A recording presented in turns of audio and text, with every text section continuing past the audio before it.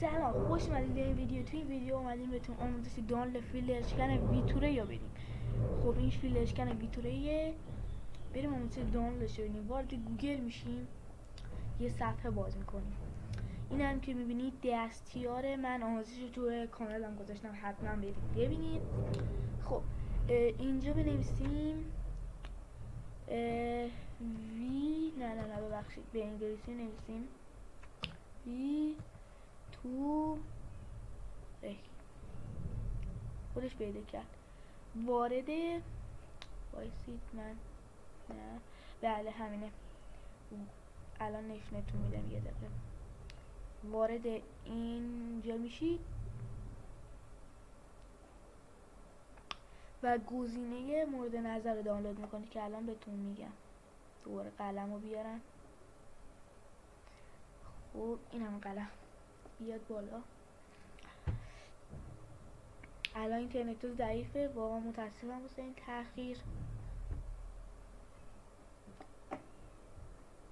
خب بالا اومد. اینجا شما باید ویتوره رو این نسخه رو دانلود کنید. من حرکت بدم، بله. خب نسخه لیدی این نسخه است. این نسخه الان درستم خط میکشن. این نسخه نه ببخشید اشتباه کشیده. یا این نسخه یا این نسخه، یکی از این دوتا رو باید دانلود کنید، یا این یا این. یکی این دوتا رو دانلود میکنید. بعد وقتی که دانلود کردید یکم کار راحت تر میشه. دانلود کردید، حالا من دانلود دیگه نمی کنم. وارد دانلود هاتون میشید، ویتوره براتون هست ها، ویدو. اینو تبدیل پوشه میکنید، اینم پوشش. بعد من نشون بدم، تبدیل به پوشه میکنید، این پوشه، اینم خود برنامه.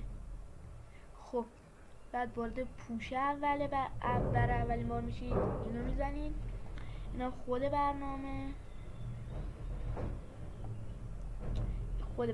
اینجا رو باید کپی کنید بیارید تو صفحه. خودش نمیاد تو صفحه، اینو کپی باید بکنید بیارید تو صفحه.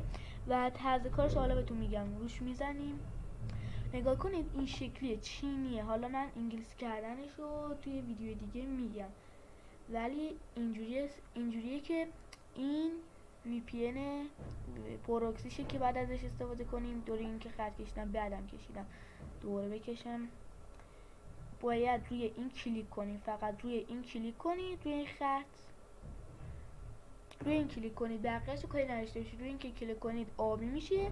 و بعد این گزینه، نگاه اینجا ویتوره قرمز هستا، تب بدید، اینجا ویتوره قرمز نشون داده میشه اگر توجه کنید. اینجا این ویتوره قرمز ها، وقتی این علامت بیاد یعنی ویتوره کار میکنه. و حالا برای اینکه نشونتون بدم، مثلا وایسید من اینو ببندم. خودم الان تو یوتیوب نگاه کنید، الان من دارم تو یوتیوب کار میکنم، قشنگ فیلتر اشکن داره کار میکنه. تا یه ویدیو دیگه، خدا نگهدار.